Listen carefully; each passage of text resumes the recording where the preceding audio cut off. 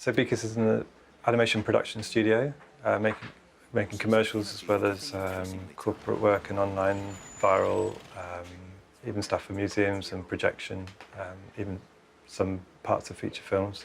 We're kind of classic studio in the sense that we have a roster of represented directors who are animation directors, animators and designers. If I knew where ideas come from, I could bottle it up and sell it, but I think ideas come from absolutely everywhere in terms of what you watch, what you experience, what you want to say. As long as it's conveying something that makes me feel for it, then I'll care enough to watch it.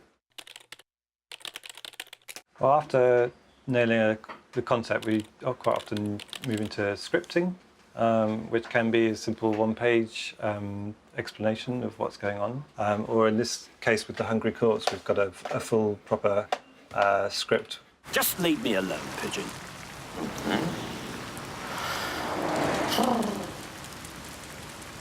It has, in classic film language, it's written so fading in exterior of aerial view of Trafalgar Square. So that's only 7 drafts it says there, but I think there's a lot of tinkering in between. So it's probably 20, 30 or so. So the storyboard is really a way of nailing down visually the script. So moving from one scene to the next, the animator is looking for that key pose or that key scene setting that will just explain that as simply as possible in one image. Recently we worked on something for the Royal Observatory. But how long will it last? How long has it been there for? But basically it's a series of panels, and it just has the bit of dialogue that lifted straight from the script that explains, that corresponds to this image, and a little bit of written explanation of what's actually happening. So this is a storyboard for a project we did for the Ellen MacArthur Foundation, which is trying to drive regeneration in the economy. Maintenance and repairs becoming part of the deal. Even better if running costs, like electricity, were included. It's a much more standard storyboard in that the panels are laid out this way. There's a line for voiceover, and there's a line for action. So he explains absolutely everything. So after the storyboarding's finished and finalised, then you move on to make an animatic, which is essentially a moving storyboard.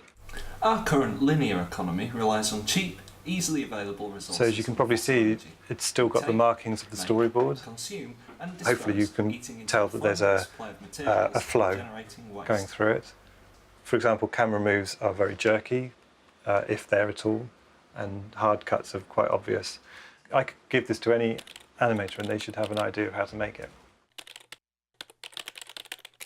In terms of visuals, this is the period where there's sort of no going back. You're either going to do it like this or it's a start again. So these first examples are taken from the short film The Hungry Corpse. This is approaching how he actually looked. These are just simply ideas that were rejected at some point by someone. And then this is still taken from when the character was beginning to be modelled, and so in 3D, so we're showing the bones here. Second character is the pigeon, and these are initial drawings for the pigeons.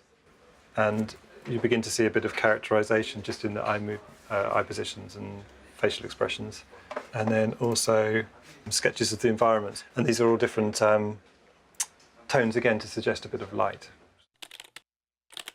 We're really moving from pre-production, where we've worked out everything about the film, into making the film. We animated this character with what's called the puppet tool, and you can see how flexible he is. That makes our life easier because we obviously don't have to move both legs and everything else to get this pose. So we find that it's a software has really helped us to speed things up. Well, this is actually called a Play Blast from a 3D package, 3D software. So all the elements are actually here, and it's been animated, but it's played out without rendering, which means it looks pixely and not very nice to look at, but you get all the movement.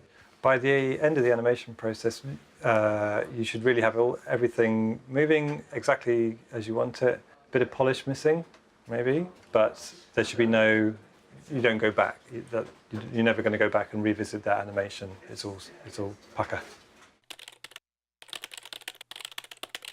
On the screen we have a scene from The Hungry Corpse, the short film, which is a CG film, but it's in here, we're in After Effects, so we're in the 2D package. And what we're doing is we're trying to take all the elements that we've made in 3D or hand-drawn in Photoshop, the animation and still elements, and put them all on top of one another and adjust things like brightness and contrast and colour and even timing and whether it's something blurred in the foreground or background, and make it seem like it's one image, one camera's taken this shot, even though it's made of lots of disparate images. So ideally you'd be bringing a composer on board very early on, because in the end of the day the sound is half of the enjoyment of the film.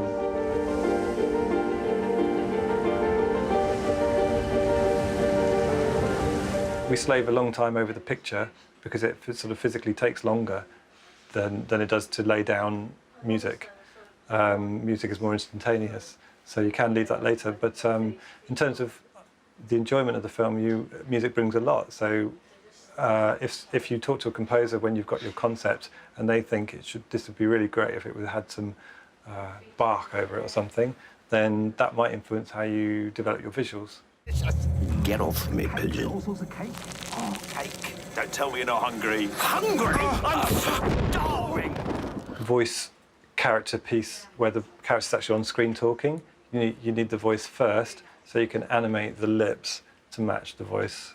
And that's what happened with The Hungry Corpse. I brought you here to eat. Yes, but this stuff is actually quite dangerous. Expands. But other pieces like the Ellen MacArthur piece, there's no characters talking. So we live with the temp voice right to the last day. Communication technologies mean that our world Then is got the voice artist to record the dialogue, narration, whatever you call it. I'd say animation is a wonderful, fun thing to do, basically because it involves a whole range of disciplines. The best thing of all is that you can create worlds and destroy them from 1 minute to the next, one frame to the next. So in a way you're a puppet master, you're in control of your environment, you're a creator of worlds and destroyer of it. People who are power hungry but don't want to destroy real things should be animators.